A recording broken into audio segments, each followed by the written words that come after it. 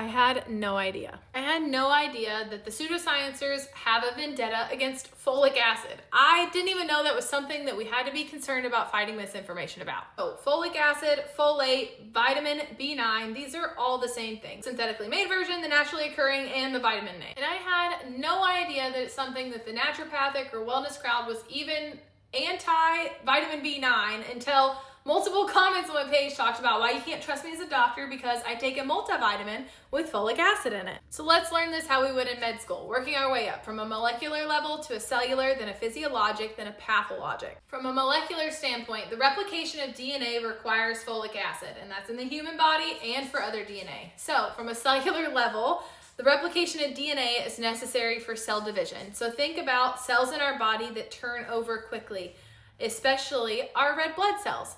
So physiologically, folate is necessary for red blood cell production. The division of cells is also integral to embryology. The fetus is forming from a single cell that then replicates and becomes a fetus and eventually a baby. So that brings us to the pathology. What goes wrong when you don't have enough folate? Well, cell division is interrupted and you can have anemia, which is problems with the red blood cell production. And the other problem is spina bifida. Embryologically, folic acid is required for the cell division process. Particularly, folic acid is important for closure of the neural tube. Not enough folate or very early in pregnancy can lead to neural tube defects like spina bifida and anencephaly. That brings us another step up the ladder, diagnosis and treatment. Two different patient populations that we're going to think about potentially needing folic acid supplementation for. One is focused on the pathology of folate-related anemia, and the second would be women of childbearing age. Let's take that one first because it's a little bit simplified. Basically, if you have the potential to become pregnant,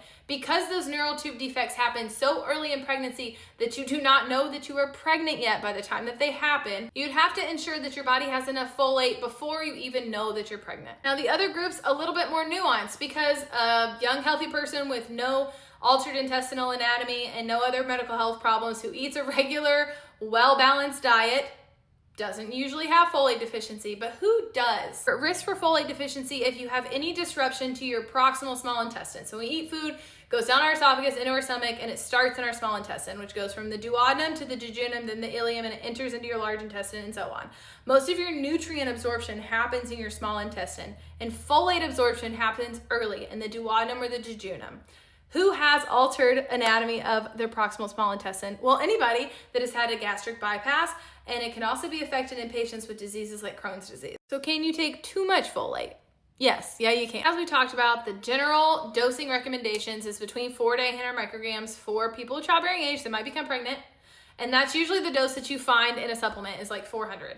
So a lot of side effects are seen once we start getting over 1,000 micrograms a day. And one of the main risks would be that it can mask a vitamin B12 deficiency. And vitamin B12 has the same type of anemia when it's deficient as folic acid, but additionally can cause nerve damage. However, vitamin B12 deficiencies are exceedingly rare in patients who have not been vegans for a prolonged period of time. So if you eat any animal product, your body has a very good capacity to store B12. You're likely not vitamin B12 deficiencies, but if you have concerns, ask your doctor. And there have been studies that show excessive amounts of folic acid can help cancer grow better. And that does make sense, right? Because cancer is rapid cell division. It is uncontrolled division of your cells. They go out of control, you form a tumor, and if folic acid is necessary for DNA replication and cell division, that if it has enough of it, that it would help it grow. However, we're talking about doses that are significantly higher than what you would get in just taking a multivitamin. I think that's where a lot of the pseudosciencers are bringing this like fear-mongering around folic acid comes from,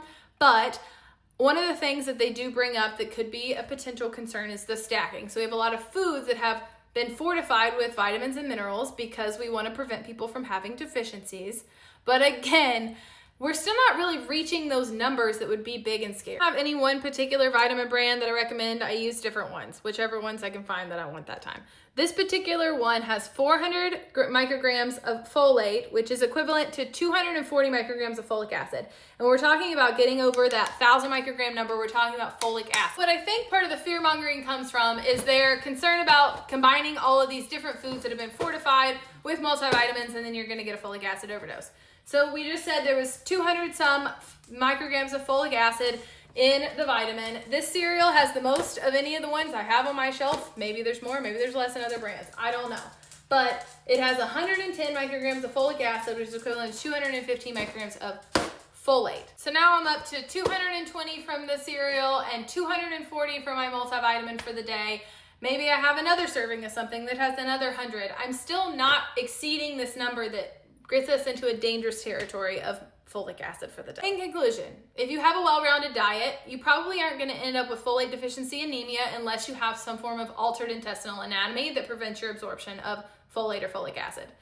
If you are a woman of childbearing age and have the potential to become pregnant, then I would recommend that you ensure that your diet or your supplement gets you to at least that 400 micrograms a day to prevent neural tube defects if you were to have a pregnancy. But what you don't need is random people on the internet making you scared to eat every single thing in the world. Anyways, drop comments below of any other topics you'd like me to cover.